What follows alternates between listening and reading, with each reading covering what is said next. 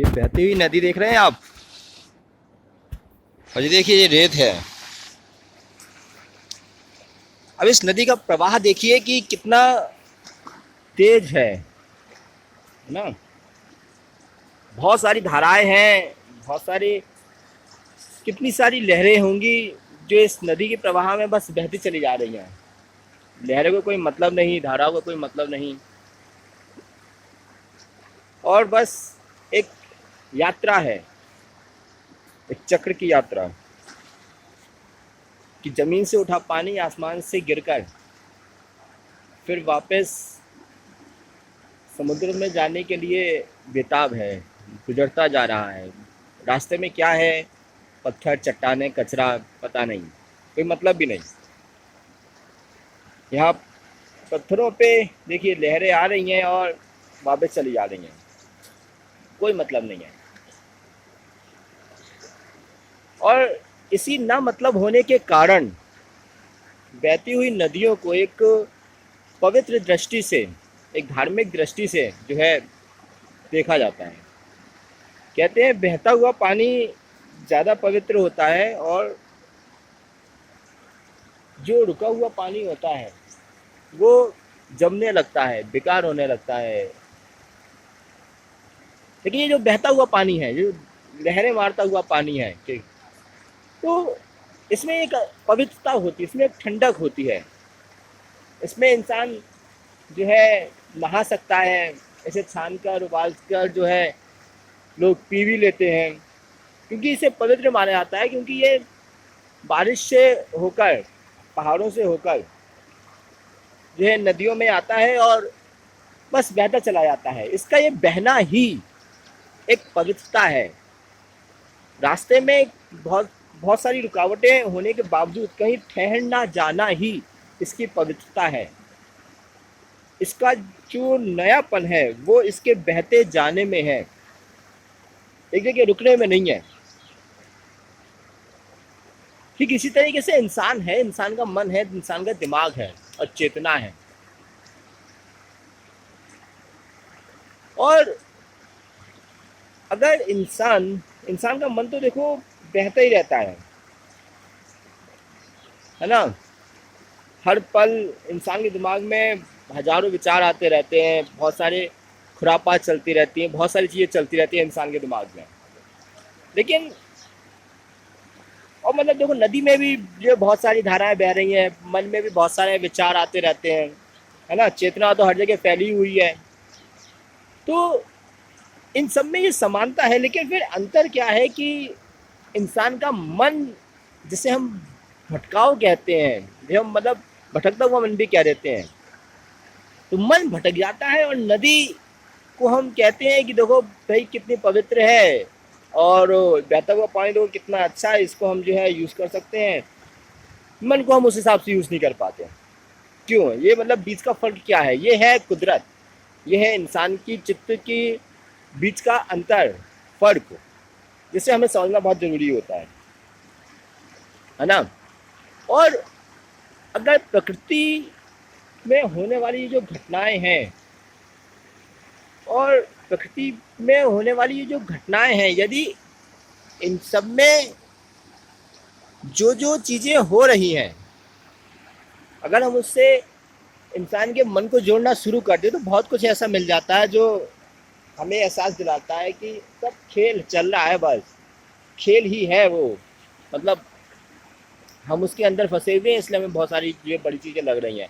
किसी बाहरी इंसान के जो नज़र से देखो तो कुछ है नहीं, है ना। जैसे मान के चलो कि इस बहती नदी में कोई इंसान अगर बहने लगे, तो जो इंसान उस पानी के अंदर है उसे तो ये लगेगा यार पता नहीं अब मैं बचूंगा कि नहीं बचूंगा, मर जाऊंगा, क्या है क्या नहीं है। लेकिन जो इंसान बाहर किनारे पे मतलब खड़ा हुआ कुछ देख रहा है, उसे इतना कुछ महसूस नहीं होता। जैसे कि मैं अभी अगर इस समय बोल रहा हूँ, तो मुझे डर नहीं है कि अभी ये नदी मतलब मुझे बहा ले जाएगी या मतलब क्या है। लेकिन अगर इसी में हम अगर बीच में चले जाएं, तो फिर वहाँ पर डर लगने लगता है, क्योंकि फिर हम उस परिस्थिति के बीच में आ गए, फिर हम पानी के बीच में आ गए। तो परिस्थिति के बीच में होना हमारा तल बदल देता है, सोचने का तरीका बदल देता है। पानी के बीच में होना हमारा सोचने का तरीका बदल देता है ना। तो परिस्थिति के बाहर होना बहुत जरूरी होता है किसी, और इसलिए भी कहा जाता है कि किसी इंसान को मानसिक तौर पे आज़ाद होने के लिए, मुक्त होने के लिए ये बहुत ज़रूरी हो जाता है कि आप दुनिया को, संसार को एक बाहरी व्यक्ति के तौर पर देखें, उसे बस देखते रहें, उसमें इंटरफेयर ना करें बहुत ज़्यादा। शरीर होने के नाते, देह होने के नाते, इंसान होने के नाते तुम फंसे तो हो ही, और फंसे हो इसलिए तुम्हें आज़ादी चाहिए, इसलिए तुम्हें जो है छटपटाहट रहती है, इसलिए तुम्हें दुख रहता है, इसलिए तुम्हें जो है बहुत सारी एक चिंताएं रहती हैं, इसलिए तुम नाते रिश्तेदार बनाते हो, क्योंकि तुम्हें लगता है कि शायद बाहर कुछ करके हमें उस चीज़ से आज़ादी मिल जाएगी, जो मिलती नहीं है। क्योंकि बाहर तुम जितना ज़्यादा कुछ करते जाते हो तो वो मतलब वो होता जाता है ना। तो बाहर तुम जितना ज़्यादा कुछ करते जाते हो, बाहर जितनी ज़्यादा चीज़ें फैलाते जाते हो, उतना ज़्यादा तुम और फंसते चले जाते हो। लेकिन उसके बस बाहर से देखना चाहिए, जिस तरीके से अभी हम इस नदी को बाहर से बस देख रहे हैं, हम इसके बीच में नहीं है। बीच में जाएंगे तो फंस जाएंगे, और बीच में जाएंगे तो हमारा मानसिक भी बदल जाएगा। हमारा मानसिक तल पर जो सोचने का तरीका है, देखने का नज़रिया है, हमारी जो मानसिक स्थिति है, वो सब बदल जाएगी। तो इसलिए कहा गया है कि प्रकृति और पुरुष के खेल में पुरुष को प्रकृति को देखना चाहिए, है ना, एक दृष्टा बनकर। उसे ये नहीं समझना चाहिए कि वो प्रकृति में कुछ कर रहा है, या वो प्रकृति में जो है मिट जाने के लिए पैदा हुआ है।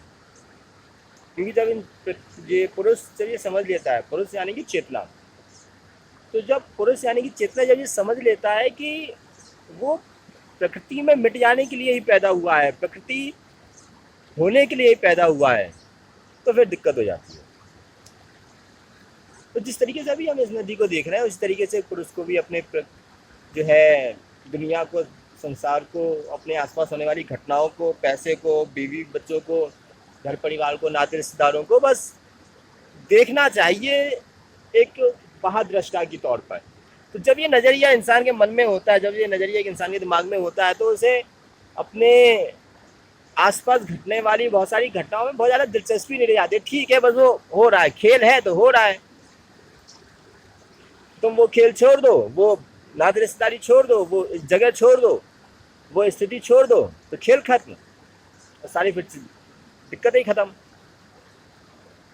तो ऐसे ही है कुछ इंसान की ज़िंदगी, ऐसा ही है इंसान का मन, जो जो है जिसके अंदर बहुत सारी जो चीज़ें चलती रहती हैं।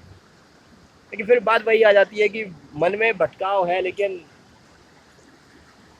नदी को इस तरीके से क्यों देखा जाता है कि अच्छी है, मतलब नदी बहती जा रही है अपनी धाराओं में, रास्ते में, वो इसलिए इसमें एक फिर बीच का हिस्सा आ जाता है, बीच का एक पॉइंट आ जाता है जिसे हम कहते हैं डायरेक्शन, जिसे हम कहते हैं दिशा,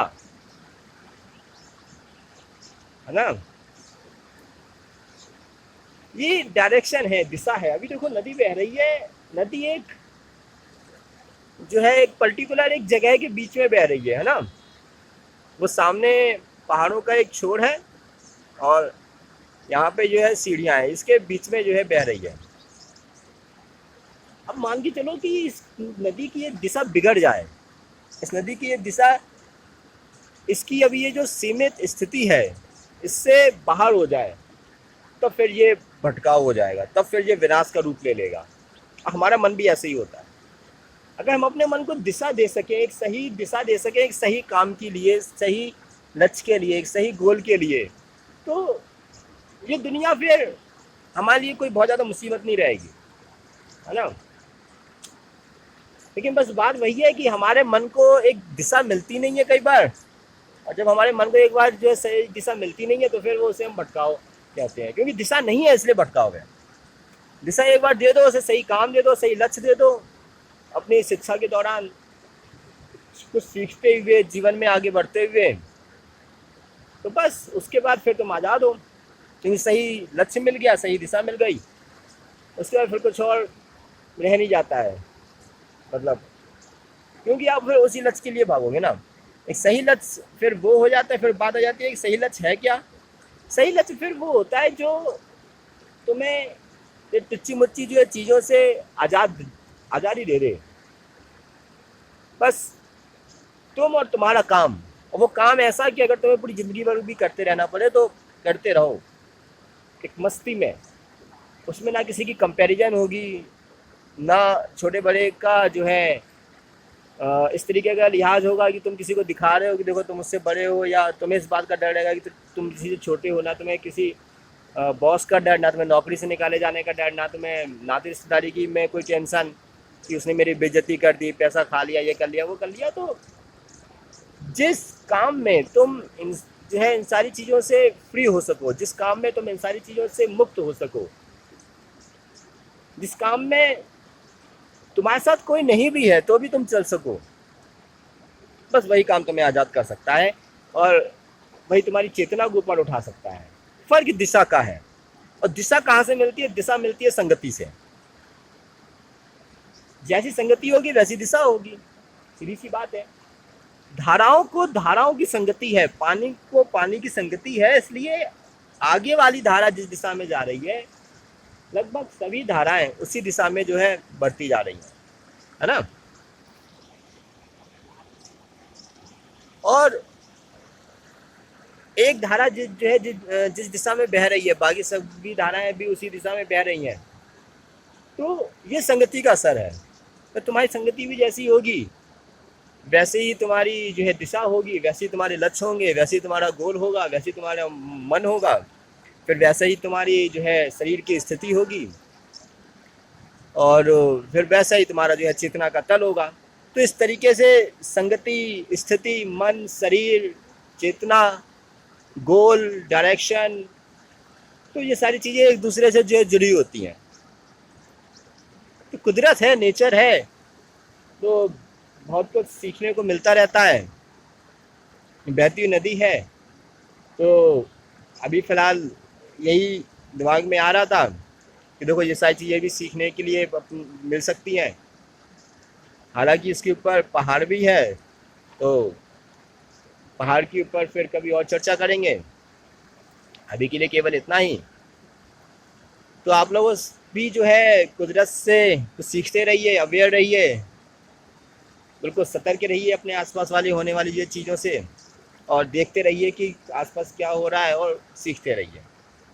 और प्रकृति और पुरुष के बीच में संतुलन बैठाते रहिए, अपने मन और शरीर के बीच में संतुलन बैठाते रहिए, चेतना को ऊपर उठाते रहिए। फिर मिलेंगे अगली वीडियो में, तब तक के लिए धन्यवाद, नमस्कार, अलविदा।